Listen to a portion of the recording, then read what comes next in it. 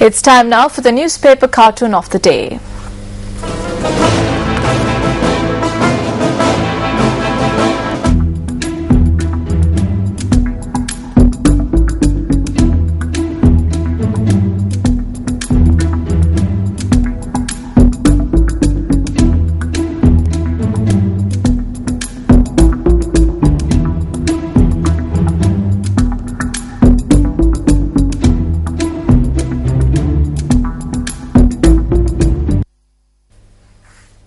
Former Chief Justice Dr. Shirani Bandaranaike made a statement to the Commission to investigate allegations of bribery or corruption once again today. The chairman of the Commission, former Supreme Court Justice Jagat Balapattabandi, said a future course of action would be determined based on the statement made by the former Chief Justice. He added that a statement was recorded from the former Chief Justice regarding the declaration of her assets and liabilities for about 4 hours after her arrival at the Commission at 9:30 this morning. This is the third time that Dr. Bandaranaike has made a statement before the Commission to investigate allegations of bribery or corruption. Now, heavy showers reported from a number of locations around the country since yesterday. The Met Department described this period as the pre-southwest monsoon period, and the weather condition is expected to affect the country during the latter period of this month as well as during the beginning of next month. Now, Aina, the Disaster Management Centre says that the Ginganga and the Nilwala River have broken their banks in Gaul, Thavalama and Pitabaddara. The Deputy Director of the DMC, Pradeep Kodipilli, says low-lying lands in these areas have been inundated. While noting that people in these areas have not been severely affected, the DMC warns residents in these areas to remain vigilant. Heavy showers were experienced in several parts of the island since last night. The Met Department attributes the rainy weather conditions to an atmospheric disturbance over Sri Lanka. What you see now, the atmospheric disturbance is present over Sri Lanka, and due to this, showers can be expected in the western, eastern, southern, Sabaragamuwa, central and over provinces. The Met Department expects this condition to affect the island today and tomorrow. The department also warns the public to be vigilant of lightning activity that could occur with the heavy showers. Meanwhile, many areas were inundated as a result of the incessant rains today. Heavy showers in Tangol inundated several homes in the Tahanchiwava area.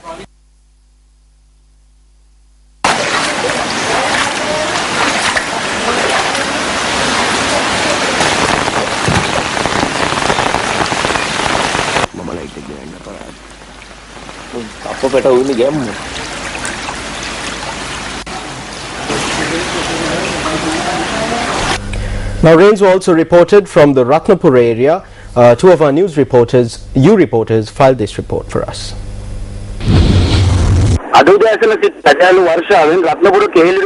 This road in Ratnapura was inundated following the heavy rains this morning. Schools in the area were closed till about 11:30 this morning. Several roads in the area have been inundated. Ratnapura කරවිට මාර්ගයේ නිර්වත් සහ ගල්වන්තර මාර්ගයේ කරාද ජලීය ගලායාමක් වඩු දැසෙන පැවති බව අපහට දකින්නට ලැබුණා. මම news post වෙනුවෙන් යූ රිපෝටර් ජයන්ත ධර්මප්‍රිය රත්නපුරේ සිට ගල්කිස්ස ප්‍රදේශයට අද අලුයම සිට වැටෙන වර්ෂා. Day-to-day life in Mount Lavinia was affected by the heavy rains experienced this morning. Rainy conditions prevailed throughout the day. කාලගුණ තත්ත්වයක් පවතින බව පෙනේ. මම නිවුස් ෆස්ට් වෙනුවෙන් යූ රිපෝටර් බී ජානක ගෝමස් ගල්කිස්සේ සිට. General Secretary of the Citizens Front, Parliamentarian J. Sri Ranga, met with individuals affected by the recent flooding and landslides in Nuwara and Hatton. A number of locations including Hatton, Dikkoya, Nuwara, Abagamuwa and Kottagola were submerged as a result of the heavy downpour. Parliamentarian J. Sri Ranga arrived at the location to inspect the situation. The affected people informed the MP of the hardships they are facing.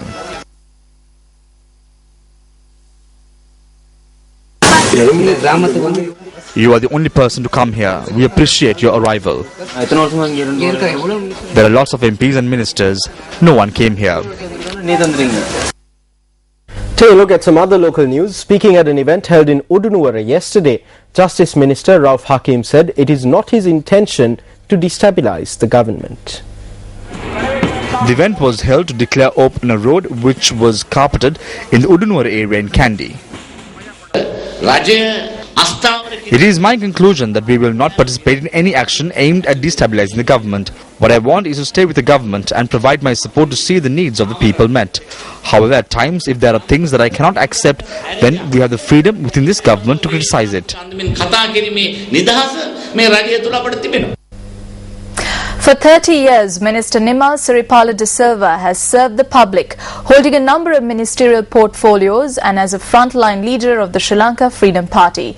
Let's take a look back at some of the key moments in Minister Nimal Siripala de Silva's life. Nimal Siripala de Silva, born on the 6th of September 1944 in Batuta, in the Halyali electorate in the Badulla district, received his primary education at Dharmadutta Vidyalaya in Badulla. After receiving his secondary education at Nalanda College in Colombo, Nimal Siripala de Silva went on to secure first-class honours from the Law College and took oaths as a lawyer of the Supreme Court on the 31st of January 1971. Nimal Siripala de Silva, who dedicated himself towards the victory of then Prime Minister Sirimao Bandaranaike, was subsequently appointed as the Sri Lanka Freedom Party organizer for the Borella electorate in 1983. Nimal Siripala de Silva, who was elected to the Colombo Municipal Council the same year, where he served as opposition leader, was elected to Parliament in 1989. It is no secret that MP Nimal Siripala de Silva, who stood out in parliamentary debates, was a sound critic of the then government, carrying out the task of the opposition in an exemplary fashion. Organizing and assisting in public protests such as demonstrations and processions, MP Nimal Siripala de Silva played a key role in the return of an SLFP government. Nimal Siripala de Silva, who in 1994 played a key role in the victory of the SLFP-led People's Alliance, has since served the public in his capacity as minister, holding a number of different portfolios. Minister Nimal Siripala de Silva was also entrusted with the grave responsibility of leading the government delegation in talks that were held with the LTTE. In 2000, Nimal Siripala de Silva was re-elected to Parliament once again by the people of the Badulla district. Supporters of the SLFP remember the work undertaken by Nimal Siripala de Silva as an opposition MP in 2001 to return his party to government.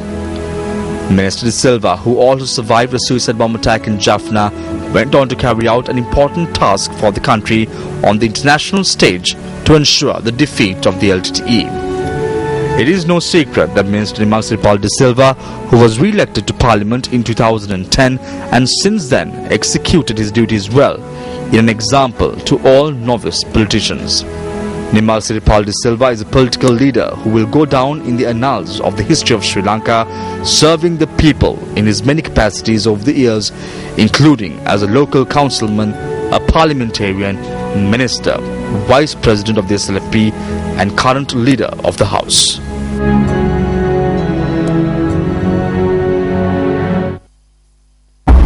If you believe in the truth, if you believe in your own right to be informed, if you believe in the power of information, newsfirst.lk, because news means freedom.